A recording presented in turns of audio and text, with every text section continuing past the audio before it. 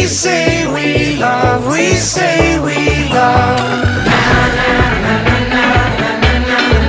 We gave it all, we gave it all. We say we love, we say we love. But we were just interesting until something better came along.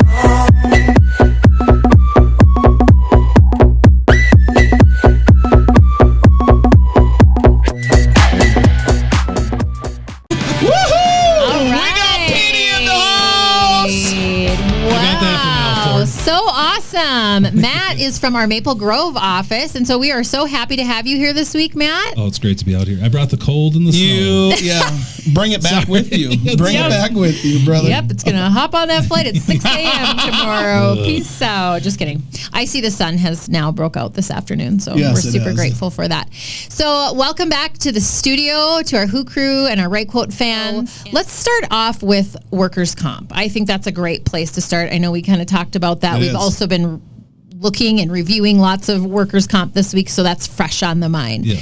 So, Matt, why don't you just tell us, what are some things to be aware of when you need workers' comp? Right. So just be prepared, get the right class codes, make sure all the dollar numbers are right, and then making sure it's right through the right carrier.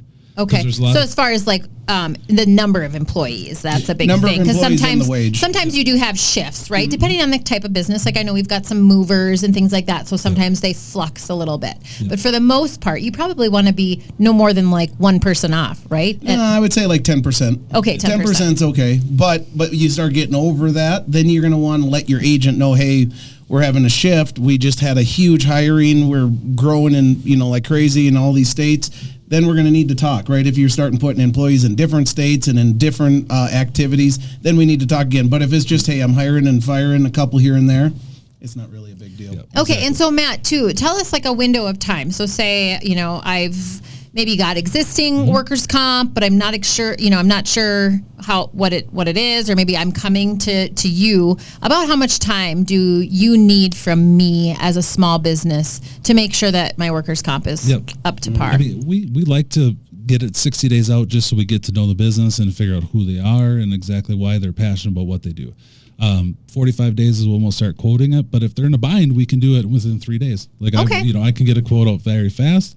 We like to also take our time too. So, and even on really small businesses within a day. Mm-hmm. Okay, sure. Some of those mainstream businesses.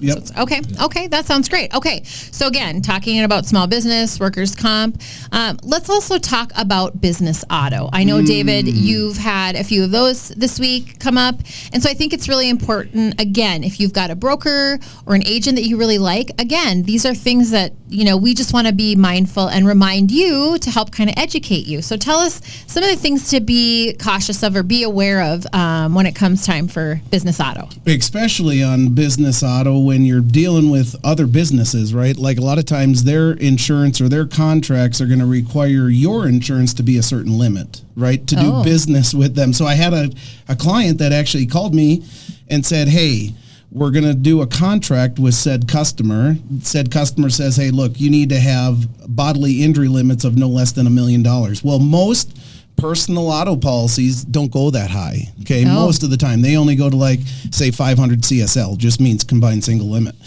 What this customer needed was $1 million. So I told him that, hey, the best thing that you could probably do is to take that personal auto and then switch it into a commercial auto, because that's going to give you a lot more flexibility. It's going to then suffice what's asking the requirement in the contract. And if something does happen, they are well protected because you'll have $1 million CSL, which is bodily injury, property damage.